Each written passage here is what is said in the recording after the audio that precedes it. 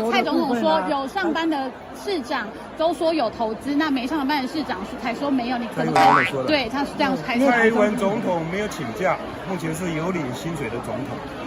经济部次长在立法院的答复是有领薪水的经济部次长，答复台商回流投资的钱是0，有领薪水的蔡英文总统都没有发现这个执政党的政府有欺骗的嫌疑吗？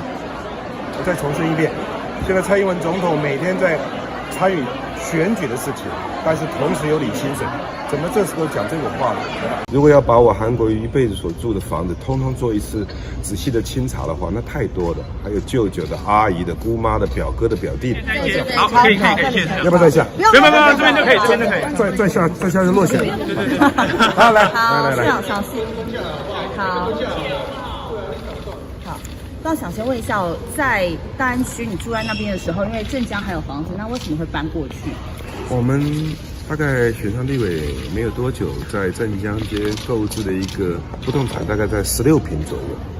那中间有8坪是秘书跟助理，主要在研究立法院的法案啊、预算啊，好几位秘书，夫妻2个大概也住剩下的8坪。后来有的小孩子感觉到8坪不够了，就换到另外一个亲戚的房子去，中间还过渡了一段时间，再转到另外一个亲戚大安区这边去，就是如此了。所以这个大安区房子跟我们没有关系，我们讲得非常的清楚。那一些特意要抹黑跟扭曲造谣的，一定要把房子扣到我们的名字。如果要把我韩国瑜一辈子所住的房子通通做一次仔细的清查的话，那太多了，还有舅舅的、阿姨的、姑妈的、表哥的、表弟的。我觉得一场选举选到这种程度，不停的抹黑造谣，一定要把房地产扣上来，非常的无聊。而且我上个星期透过我们发言人系统，把我们所有的房地产已经向全台湾的人民做了一个很清楚的报告了，好吧？谢谢。所以在大安区面住几年了？如果来来去去若干年，就是如此。那我住在哪里，或住在什么时间，住在哪里，这么多年，事实上住了很多的地点，好吧？来，还有你其他问题吗？进一步要选花莲立委，对国民党选情会造成影响？我还没有跟他进一步的接触，从他宣布之后，接触之后再说。那你会挺他吗？我觉得这是分成2个层面，一个情感，一个政党。到时候大家一定会了解我的选择。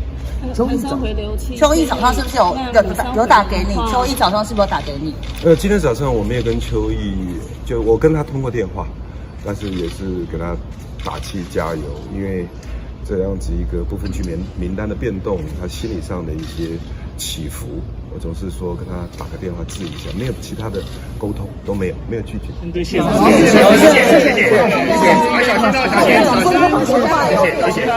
来的话会有我们当然欢迎啊，所有海内外来投资台湾的，我们都竭诚欢迎，好吧？我们非常希望，而且未来我们还是如果真的有机会当上总统，我还是非常期待，也会诚恳的邀请，然后提出更多的好的条件，欢迎海内外所有的企业界来台湾投资，这个目标不会改变，好不好？好，谢谢大家，谢